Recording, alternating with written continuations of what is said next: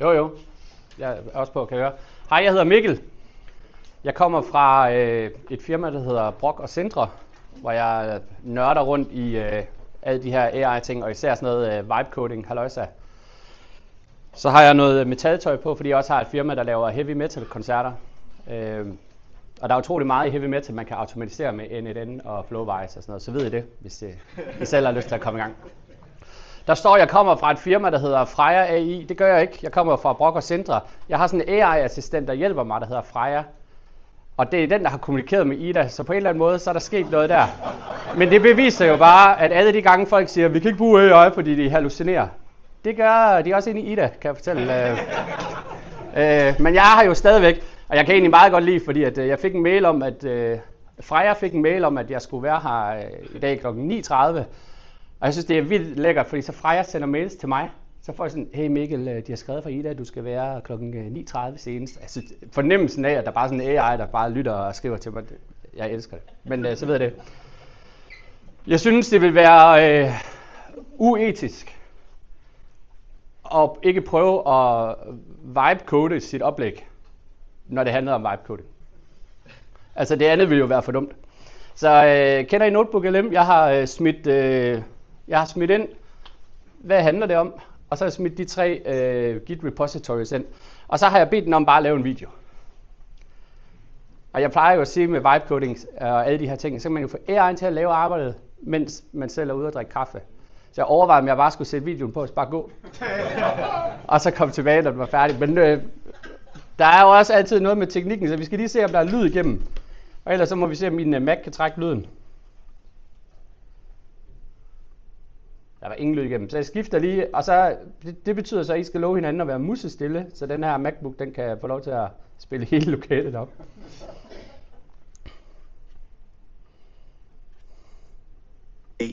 Kender du det? Du får en helt genial idé til et nyt værktøj, men så drukner den i en uendelig udviklingsproces. I dag skal vi kigge på noget, der hedder vibe-coding. Det er en metode, der lover at bygge rigtige, fungerende løsninger på en brøkdel af den tid, du er vant til. Så lad os se, om det rent faktisk holder stik. Ja, lad os starte med det helt store spørgsmål, som vi alle, der arbejder med tech og idéer, kender alt for godt. Hvor lang tid tager det egentlig? Altså fra den der fede idé popper op i hovedet, til du står med et produkt, der virker? Svaret er desværre ofte deprimerende. Vi taler uger, der hurtigt bliver til måneder. Gode idéer ender på idékirkegården, fordi momentum forsvinder i lange, seje udviklingsforløb. Den her kløft er en kæmpe barriere for innovation. Okay, men hvad nu, hvis jeg fortæller dig, at det ikke behøver at være sådan? Det her vibe-coding kommer ind i billedet. Forestil dig lige at kunne gå fra et problem til en fuldt fungerende prototype på timer. Ikke uger, timer. Det er præcis, hvad den her metode handler om. Og nej, før du tænker det, det er ikke bare endnu en smart AI-hype. Som manden bag, Mikkel Krogsholm, selv siger, det er håndværk med AI. Der er altså en konkret færdighed, et håndværk, som man rent faktisk kan lære. Men okay, store ord. Og ord er som bekendt billige, ikke? Så lad os droppe snakken og kigge på, hvordan det her virker i den virkelige verden. Vi skal se på 3 helt konkrete projekter, der er bygget med præcis den her metode. Første case er et værktøj, der løser et mareridt, som enhver udvikler har oplevet, at skulle arbejde med et elendigt eller slet ikke eksisterende dokumenteret API. Værktøjet hedder API Mapper. Så i stedet for at du sidder og gætter dig frem, så lytter API Mapper simpelthen til netværkstrafikken, og bam, den kortlægger hele API'et for dig, helt automatisk.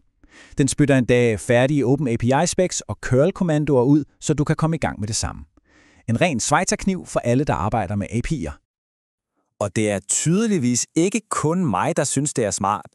Med 185 stjerner på GitHub, så har open source-miljøet også sat god for den.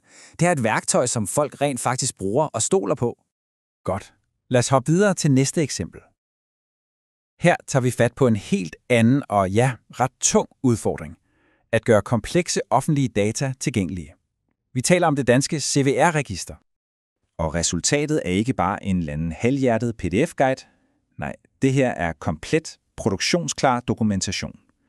Du får kodeeksempler i 6 forskellige sprog, over 30 færdige opskrifter til helt konkrete forespørgsler. Du kan bogstaveligt talt copy-paste og være i gang på minutter. Og for at sætte det hele lidt i perspektiv, så se lige på det her tal. Projektet dækker data for over 2,2 millioner danske virksomheder. Det viser ret tydeligt, at vibe-coding kan bruges til at takle helt enorme og komplekse datasæt. Vores sidste case bliver i samme boldgade. At åbne op for data og skabe gennemsigtighed. Den her gang dykker vi ned i Folketingets åbne data API. Det, der er så fedt her, er, at alle barrierer er fjernet. Der er fuld dokumentation, du skal ikke bruge noget login, data er i realtid, og der er endda guides til, hvordan du kan analysere afstemningsmønster. Det er jo helt bogstaveligt et værktøj for demokratiet. Og igen, bare se på skalaen. API'et giver adgang til over 74 års dansk parlamentarisk historie. Det er en digital guldgruppe for journalister, forskere eller bare nysgerrige sjæle som dig og mig. Og projektet her gør det markant lettere at dykke ned i. Så, for at samle op. Vi har set 3 vidt forskellige problemer. Et teknisk, et forretningsmæssigt og et samfundsmæssigt. Men de er alle løst med elegante, færdige løsninger. API-mapper automatiserer. CVR-docs gør kompleks data brugbar, og ODA-docs åbner døren for os alle. Mønstret er ret tydeligt. Hurtig og effektiv problemløsning. Og det er jo præcis det her, det hele koger ned til. Se lige på forskellen. Det er ikke bare en lille forbedring. Hvor traditionelt udvikling tager uger eller måneder, leverer vibe-coding resultater på timer eller dage. Det er en total game changer. Men det er altså vigtigt at sige. Det her er ikke magi. Det er ikke et lykketræf. Det er en systematisk, gentagelig metode. En opskrift, man kan lære. En helt ny måde at tænke og bygge software på. Og nu sidder du sikkert og tænker, okay, fedt nok. Men hvordan kommer jeg så i gang? Hvordan lærer jeg det her håndværk, så jeg kan bygge mine egne værktøjer lige så hurtigt? Jamen, det er faktisk lige præcis derfor, vi er. For at vise dig, hvordan det hele fungerer i praksis, har vi manden, der har bygget alle de projekter, vi lige har set. Så tag rigtig godt imod Mikkel Krogsholm.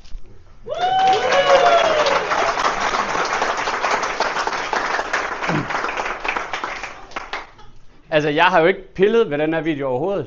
Altså, jeg gav den det der sagde, det er mig, der skal holde oplægget. Kan du ikke lige lave en introduktionsvideo? Så jeg har ikke pillet mere ved den. Nu har jeg afspillet den. Og jeg må sige, at da den slutter af med den der med, at den introducerer mig. Altså, jeg sad i sofaen sådan. Hvor er det godt. Nå. Vibe-coding. Man kan sige, jeg blev bedt om jeg ville komme ind og fortælle om vibe-coding, primært baseret på den her API-mapper, som i bund og grund er en Chrome-extension, som blev lavet, fordi jeg tit havde en udfordring med, at når jeg gerne ville trække data fra et eller andet sted, og jeg vidste, der var API'er, så løb jeg tit ind i det problem med, at API'erne ikke var særlig godt dokumenteret. Det kunne også godt være, at der var nogen, der syntes, at de her API'er aldrig skulle dokumenteres, fordi det var ikke meningen, de skulle bruges på den måde, men stadigvæk kunne man jo godt stå med et behov for at ligesom have en dokumentation over, hvad der foregik i de her API'er.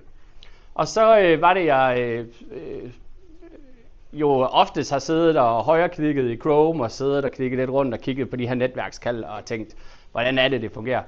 Og så tænkte jeg, kan vide, om man ikke bare kan lave en Chrome extension, som bare står og holder øje på alle de der kliks, jeg laver, og så ligesom samler op.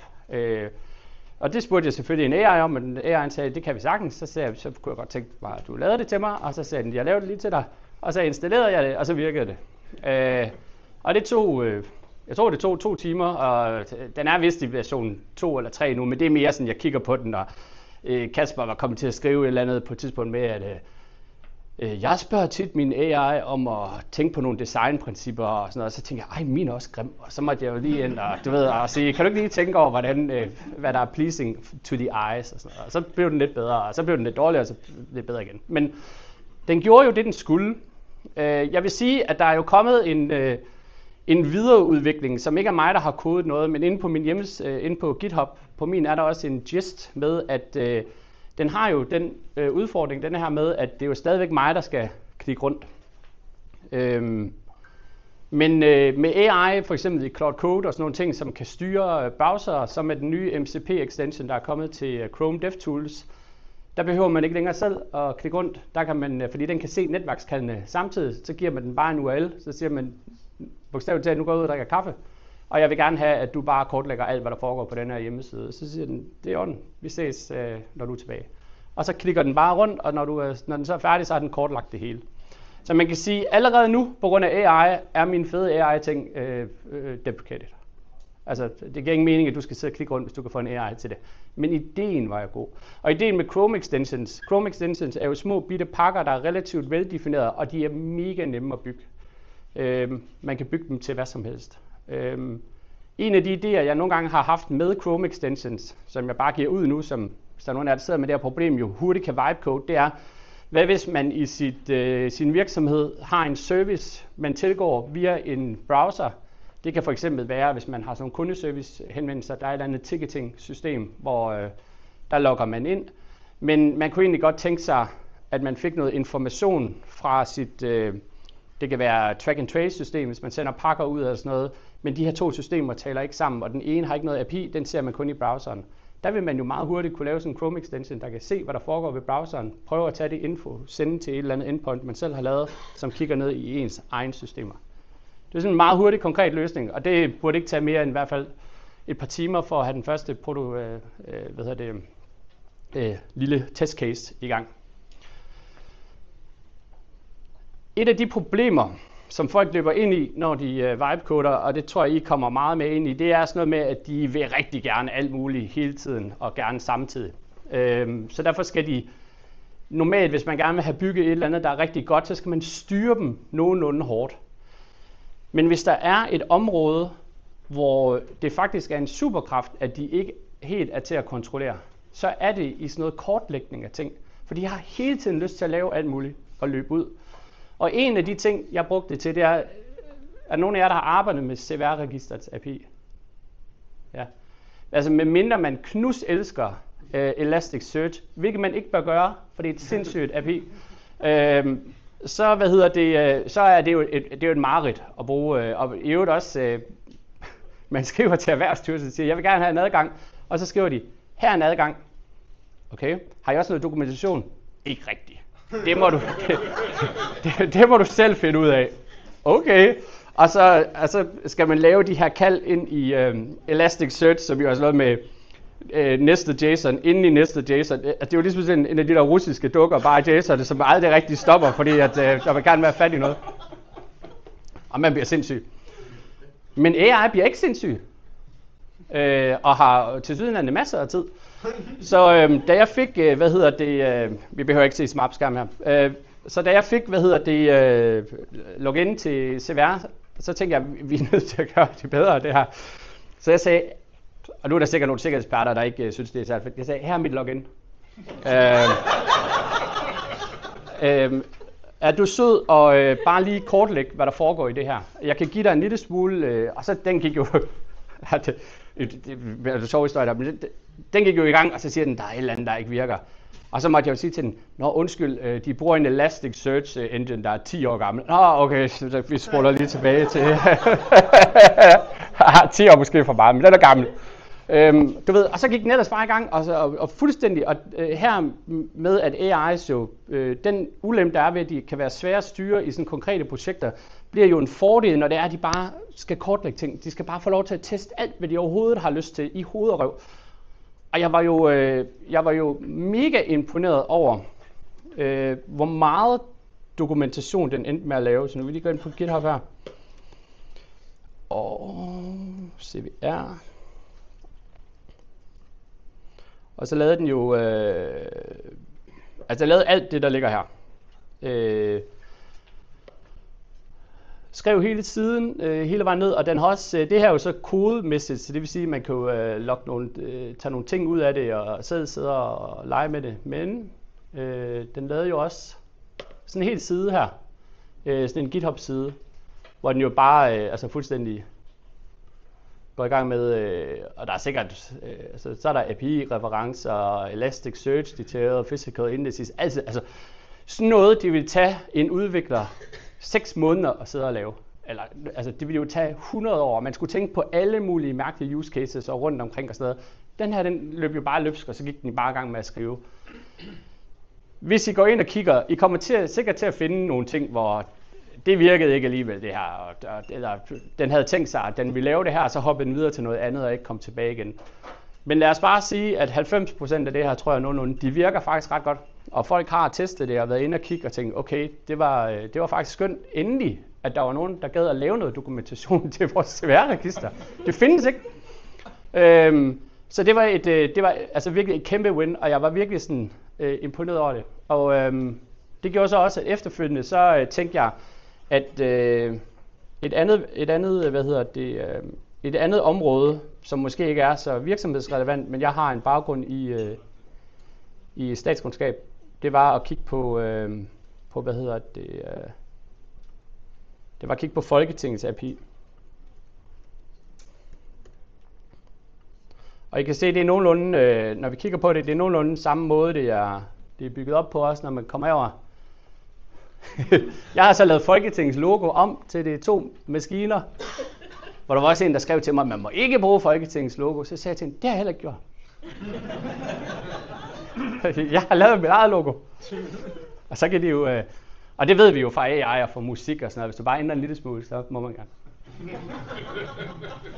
Men altså heroppe kan I også se, altså der er alle mulige, der er kodeeksempler, der er også, og den gik sådan helt bananas, også i use cases, sådan noget med, du vil gerne finde ud af, hvad en eller anden politiker har sagt de sidste 20 år. Så gør du sådan her. Sådan noget. Så, altså, og en af mine venner, der hedder Emil Lykke Jensen, som også er sådan en AI-guru ting, han arbejder meget med det her, og han var også sådan, det er sgu godt det her, fordi han har virkelig siddet og nørdet meget i det. Så her har der været, det jeg gerne vil vise, også af hensyn til tiden, det jeg gerne vil vise, det var, at man meget, meget hurtigt egentlig kunne løse nogle komplekse, lad os kalde det i det her tilfælde, dokumentationssager. Hvordan dokumenterer jeg et API? Man kan lave sådan en API-mapper, et lille, Chrome extension, hvor man klikker rundt over til, jamen du har jo faktisk agenter nu, der kan styre din browser, så du behøver ikke engang selv mere at klikke rundt. Du kan bare give den linket og sige, jeg vil gerne have, at du går i gang med det her, og så kortlægger det. Eller hvis det er, at det er ikke browser, der skal klikkes rundt i, men direkte API-kald, så har man også muligheden for at give de informationer, der skal til for at lave det første kald. Og det er også det, der egentlig er meget spændende ved det, der. Du skal egentlig bare starte den. Du skal egentlig bare sige, jeg ønsker en komplet kortlægning. Her er første skridt. Så tager du den selv derfra. Og en anden ting, jeg har fundet ud af, som er rigtig smart med projekter, der kører, det er, at hvis man fortæller, jeg bruger Claude Code primært, skal siges, hvis man siger til den, jeg er AFK, altså away from keyboard, eller jeg går i seng nu, eller et eller andet, du skal ikke forstyrre mig. Så slipper man for det der med, når den en gang imellem gerne lige vil spørge om ens holdning eller mening til et eller andet, så siger man, jeg er out of office. Det er dig, der har den lige nu, så at sige. Og så kører den egentlig løs, og så er den nogenlunde færdig, når man er tilbage. Det gik der 20 minutter med, cirka. Og så er der tid til spørgsmål. Og ros. Hvad siger du? Bare lige for en god undskyld, så tager vi den her, så vi får lige noget på optagelsen. Når nu den fungerer på den måde, at den faktisk bare tager fat i hjørnet, og så går den i gang, er der så ikke nogen websites, der bliver træt af dig og smider det ud?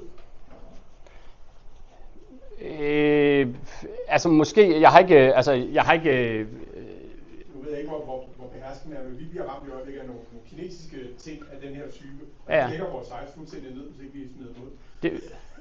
Det forstår jeg godt. Jeg har ikke prøvet at bare smide den ud på nettet til at, altså jeg har ikke nogen use case for at samle det ind. I de her tilfælde, der tror jeg, både CVR og Folketinget, altså jo mere trafik de får, jo bedre vil jeg nærmest tro. Altså. Det kan være, at de har siddet og undret sig, og vi har haft de her databaser i 10 år, men der er ikke noget, der kalder dem, så I kunne også skrive noget dokumentation til dem. Men ellers, altså generelt i scraping er det jo god kutyme lige at sætte en sleeper ind en gang imellem, så man ikke lægger den server, man gerne vil have data fra ned. Det var bare en kommentar til det, han sagde. Man kan blive fristet, jeg var fristet, til at bruge den til at finde folk på LinkedIn og snuse rundt og finde ud af organisationsdiagrammer. Det er ligesom man kan kortlægge det i. Det vil LinkedIn ikke have. Hvis du kigger for meget rundt, så bliver det andet. Så det er bare lige en heads up til alle, inden de gjorde det. Ja, altså gammel trick, det er ikke gammel trick, men det er, muligvis, det kan man jo skrive sådan en API, eller sådan en extension til. Du klikker rundt, du opfører dig som et normalt menneske. Og så sætter du en extension til bare at ligesom regne ud, hvordan gør du det her? Og så smider du lidt random numbers ind, og så beder du dem om at gøre det samme, og så kan de ikke finde dig, det er jeg sikker på. Men selvfølgelig, hvis du har været uafbrudt vågen i 72 timer og bare sidder og kigger, så kan det godt være, at de selv tænker, ja, Kasper? Nå, ja. Bare lige fortælle har den genereret direkte til GitHub? Altså direkte uden du har gjort noget? Nej, jeg bad den om at skubbe til GitHub. Altså den kørte på min Mac her, og så lavede den et repo lokalt, og så skubbede jeg det op. Den største udfordring, vil jeg faktisk også godt sige i det her projekt, det var faktisk ikke at kortlægge API'et, det var at få lavet de der GitHub-sider ordentligt med alle de der eksempler. Det tog lidt frem og tilbage. Tak for en god præsentation. Tak. Jeg vil bare gerne give dig noget ros. Fedt. Og det vil også gerne sige, at vi var igennem 5, før der var nogen, der gad. Ja. Det var fordi, jeg er stor fan af API'en, og har brugt den rigtig meget. Ja. Så tak for det. Tak for det. Og tak for ros. tak for at dokumentere Folketingets API og CVR.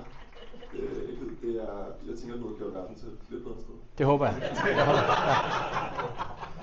Men skal vi ikke sige, at det har vi ikke et spørgsmål? Har vi en mere? Ja. Nu skal jeg se, om jeg kan huske det. Det var... Vi glemmer det. Som jeg prøvede at sige. Er der flere spørgsmål?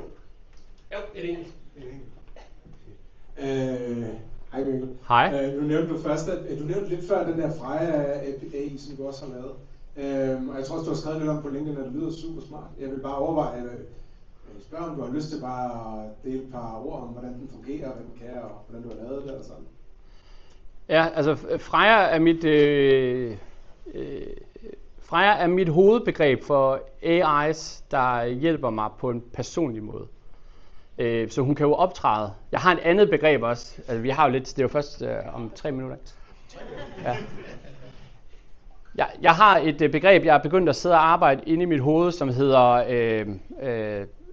The Technological Leviathan. Altså, jeg ved ikke, om der er et kæmpe monster, men det er jo, du har AI som hjerne, du har forbindelser som centralnervesystem, du har robotter som kropper, du har læringssystem som hukommelse, og du har sensorer som sanser. Og det her væsen, det kan tage, og det kommer det til, det kan tage alle former på alle tidspunkter til alle formål, lige så snart det har lyst at være alle mulige andre steder.